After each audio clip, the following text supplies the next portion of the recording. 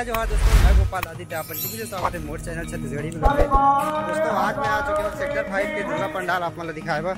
चलो आप चलता